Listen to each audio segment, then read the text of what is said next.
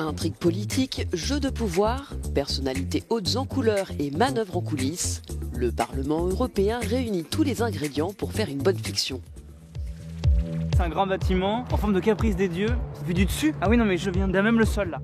Il aura pourtant fallu attendre 2020 et la série Parlement pour que le réalisateur Noé Debré et son co-scénariste Maxime Caligero s'emparent enfin de cette institution. Hello, Michel Spetlin will be taking care of that report. Thank you. Pour qu'il y ait une histoire, il faut qu'il y ait du conflit, des gens veulent la même chose, ils se battent, voilà. Or, l'Europe, pour des raisons historiques, s'est construite à l'abri du conflit. Les institutions européennes ont été créées pour faire du compromis, ce qui est une faiblesse de l'Union européenne, c'est-à-dire sa complexité, plusieurs institutions, plein de partis politiques, différentes nationalités, tout est fait en 24 langues, sur un ton long. Cette complexité-là, qui normalement est une faiblesse de l'Union européenne, quand on veut la faire comprendre, tout d'un coup, elle va devenir une force. Parce que la complexité est toujours un bon vecteur de comédie. De l'amendement 45, naturellement, l'amendement 13 ne portait pas initialement sur le paragraphe 13. Hein. Ouais. Parlement porte à l'écran les aventures de Samy, un jeune attaché parlementaire fraîchement débarqué à Bruxelles. Alors que la saison 4 de cette série française sort le 7 mai, elle reste l'une des rares fictions à s'intéresser de près à cette instance. Noé Debré, lui, il avait ce sentiment qu'il y avait une histoire à raconter. Moi, qui ai longtemps travaillé pendant les institutions européennes, je sais les coulisses des compromis européens, c'est-à-dire les coups bas, les tractations, les conflits qu'il peut y avoir entre députés, entre États membres. Et donc, tout notre job de scénariste, ça a été de faire remonter à la surface le conflit que le public ne voit jamais, mais qui est bien là dans les institutions européennes, et d'en faire matière à fiction. Congratulations. I don't trust anyone. Then how could you not see this coming?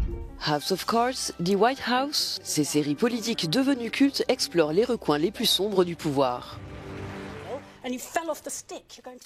À l'inverse, des séries comme The Thick of It ou Veep exploitent le filon de l'humour. Would be. Exactly. I should be president or something. Noé, moi et nos co-auteurs, on est très influencés par cette veine-là de la fiction américaine et anglaise. Dans le monde anglo-saxon, c'est beaucoup plus accepté qu'on peut rire de façon humaine, pas simplement à travers la farce, mais qu'on peut rire de la politique. Il faut que vous restiez président. Le problème, c'est que vous n'avez pas de bilan. Moi, j'ai pas de bilan. Valentine cheats, she lies, she betrays her closest friends. I can fuck her any day. I'm sorry, I shouldn't have published that article. Je compte bien secouer la bête. Perturber le système. C'est très très dur de faire rire à l'époque de Trump. Premièrement parce qu'il est plus burlesque que ce que nous on peut imaginer. Et j'ai l'impression qu'il y a en série comme en politique, il y a des cycles. Quand la réalité est trop absurde, tout d'un coup on veut se réfugier vers des séries qui parlent de sérieux. Et quand le réel est trop sérieux, on a envie d'aller chercher dans la fiction quelque chose de plus burlesque, de plus léger. J'ai l'impression que dans Parlement, on est plus du côté de la comédie que de la satire parce que on a beaucoup de tendresse pour nos personnages. Il y a peu de personnages qu'on ne sauve pas finalement. Alors évidemment, on n'essaie pas d'encenser l'Union européenne parce que de toute façon, les gens ne seraient pas intéressés à ça, mais on n'essaie pas d'en faire une critique. J'ai l'impression qu'on essaie de rire avec l'Union européenne, pas de rire d'elle, mais de rire avec elle. Après l'adoption d'un rapport au Parlement dans la saison 1, les négociations tripartites dans la saison 2 et le combat mené pour siéger à la Commission dans la saison 3, Parlement referme la parenthèse européenne dans la prochaine et dernière saison de la série, nous plongeant au cœur du Conseil européen.